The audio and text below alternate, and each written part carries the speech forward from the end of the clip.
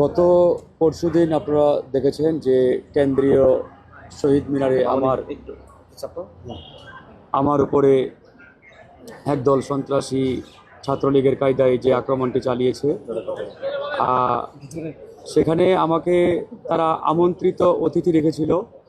আমি সেখানে বক্তব্য দেওয়ার জন্য যাই। তো বক্তব্য দিয়ে আমি যখন বের হব, আমি শহীদ মিনারের সেই সিঁড়িগুলো দিয়ে নিচে নামতেছি।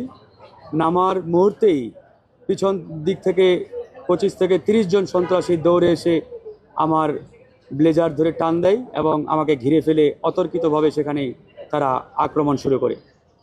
তা আক্রমণের এক পর্যায়ে তারা আমাকে বলে যে এখানে ছাত্রদলের নেতারা আপনার বক্তব্যের পরে উত্তেজিত, আপনার বক্তব্যের পরে তারা এখানে ঝামেলা পাকানোর চেষ্টা করতেছে, মানে নামার আগেই। তা আমি তখন ওই আয়োজকদের সভাপতি, যিনি আমাকে বললেন যে ছাত্রদলের ছেলেরা আপনার বক্তব্যের পরে উত্তেজিত, আমি তাকে জিজ্ঞেস করলাম যে এটা তো বিএনপির বিরুদ্ধে কোনো প্রোগ্রাম না, বিএনপির বিরুদ্ধে কোনো সমাবেশ না, আর এখানে ছাত্রদলই বা কেন আসবে, এটা তো আপনাদের ওই বিপ্লবী পরিষদের সমাবেশ। তো এরকম বলার পরে আমি বললাম ঠিক আছে, তাহলে আমি চলে যাচ্ছি, অসুবিধা নেই।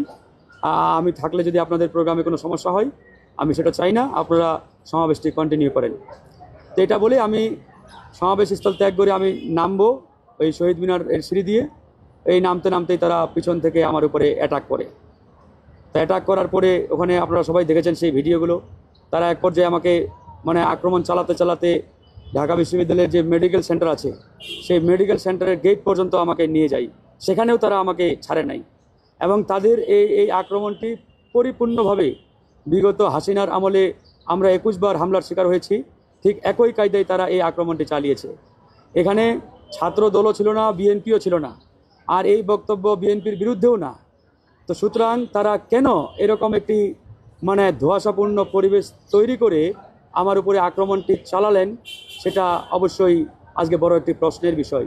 আমার কাছে যেটি মনে হচ্ছে, তারা পরিকল্পিতভাবে বিএনপি এবং গণ অধিকার পরিষদকে মুখোমুখি দাঁড় করানোর জন্য কিংবা একটা পরিস্থিতির মধ্যে ফেলে দেওয়ার জন্যই মূলত আমার কানে এরকম একটা বিভ্রান্তি তারা সৃষ্টি করে বলেছে যে ছাত্রদলের ছেলেরা এখানে। কারণ ছাত্রদল তো সেখানে যাওয়ার প্রশ্নই আসে না।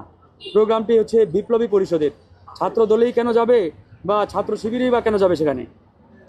তো সেই জায়গায় তারা আক্রমণ চালিয়ে, বাকিটা আপনারা সবাই ভিডিওতে দেখেছেন। ওই সময় আমার সেন্স সেভাবে ছিল না।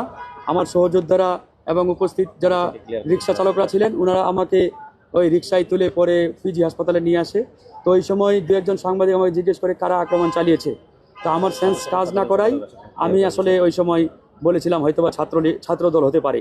তো পরক্ষণে আমি বলেছি যে না, ছাত্রদল তো এখানে আসার প্রশ্নই আসে না, প্রোগ্রামটা আরেকটা দলের। তো যাই এরকম একটা বিভ্রান্তি তারা ইচ্ছাকৃতভাবে তৈরি করছে বিএনপির সাথে আমাদের একটা দূরত্ব তৈরির জন্য, একটা কাউন্টার পরিস্থিতিতে ফেলার জন্য। এরপরে পিজি হাসপাতালে আমরা ভর্তি আছি। আজকে তারা শহীদ স্মৃতি ফাউন্ডেশনের প্রধান নির্বাহী জুলাই স্মৃতি ফাউন্ডেশনের প্রধান নির্বাহী শহীদ স্নিগ্ধকে পাঠিয়েছিল আমার কাছে আপোষ করার জন্য। শহীদ মুগ্ধের ভাই স্নিগ্ধকে পাঠিয়েছিল। সে 7-8 জনকে নিয়ে আসছিল, এসে আমাকে অনুরোধ করেছে, ভাই ওনারা তো আপনারই ছোট ভাই, ওনারা একটা ভুল করেছে, যাই হোক না বুঝে আপনি মাফ করে দেন। তা আমি তাকে স্পষ্ট করে বললাম তারা যেটা করেছে এটা ভুল না, ভুল হলে আমি 100 বার মাফ করতে রাজি আছি, কিন্তু অপরাধের কোনো মাফ নেই, অপরাধের কোনো ক্ষমা হতে পারে না। তারা যেটি করেছে এটি পরিষ্কারভাবে অপরাধ, এবং এই অপরাধ তারা একটা জায়গায় নয়, শহীদ মিনার থেকে শুরু করে তারা একবারে ওই ঢাকা কি বলে আমাদের মেডিকেল সেন্টারের সামনে পর্যন্ত আমাকে তারা আক্রমণ করতে করতে নিয়ে আসে দৌড়ায়। তো এটা তো কোনোভাবেই মানে ভুল না, এটা অপরাধ। তো এই অপরাধের আমরা কোনোভাবেই মাফ করতে পারি না, মাফ করার কোনো সুযোগ নেই। আমরা অবশ্যই এই সন্ত্রাসী যারা, খুনি যারা, এদের সর্বোচ্চ বিচার চাই। আরেকটি কথা মনে রাখতে হবে, আজকে যারা আহত বা শিক্ষার্থী দাবি করছে, এরা কেউ আহত কিংবা শিক্ষার্থী নন। আমার উপরে যারা হামলা চালিয়েছে এরা কোন অ্যাঙ্গেল থেকে আহত, দৌড়ে দৌড়ে ছাত্রলীগের সন্ত্রাসীদের মতো আক্রমণ চালাচ্ছে। এবং আমরা এদের ছবি ভিডিও আবার দেখতে পাচ্ছি, আমাদের এই সার্জিস সহ বেশ কয়েকজনের সাথে ছবি ভিডিও, মানে অনেকের সাথে এরা এরকম ভিডিও ফুটেজও ইতিমধ্যে সোশ্যাল মিডিয়ায় আসছে। সার্জিস গতকালকে আসছিল, আমি সার্জিসকে বললাম হ্যাঁ তোমার নামটা আসছে, তুমি বলছো ভাই আমি তো জানি না, আমি গত পরশুদিন সারাদিন চিটাগংয়ে ছিলাম। তো ভালো, তুমি ডিএমপির কমিশনারকে ফোন দিয়ে বলো এই হামলাকারীরা তো চিহ্নিত, ভিডিও ফুটেজ ছবি সব মিডিয়ায় আসছে, ওদের গ্রেপ্তার করে রিমান্ডে নিয়ে জিজ্ঞাসাবাদ করতে যে এদের পিছনে কারা আছে, কাদের ইন্ধনে কাদের প্রেসক্রিপশন এরা বাস্তবায়ন করছে। তো এটা এদের গ্রেপ্তার করে জিজ্ঞাসাবাদ করলেই তো হয়, কিন্তু তারা সেটি করে নাই। এখানে দেখতে পাচ্ছি এই সন্ত্রাসীদের গ্রেপ্তার করতেও তারা গড়িমসি করছে। এই জায়গায় আমাদের পরিষ্কার কথা, গণ অধিকার পরিষদ বানের জলে ভেসে আসা কোনো রাজনৈতিক দল নয়। হাসিনার আমলে জেল জুলুম রিমান্ড সহ্য করে আমরা আজকের এই দল দাঁড় করিয়েছি। এই মুহূর্তে বাংলাদেশের অন্যতম তারুণ্যের শক্তিশালী একটি রাজনৈতিক দল গণ অধিকার পরিষদ। এই গণ অধিকার পরিষদের দিকে কেউ চোখ রাঙিয়ে কথা বলবে আর আমরা চুপ থাকবো, এরকম রক্ত আমাদের শরীরে নেই। আমাদের চোখে কেউ চোখ রাঙিয়ে কথা বললে আমরা সেই চোখ উপড়ে ফেলার শক্তি রাখি ইনশাআল্লাহ।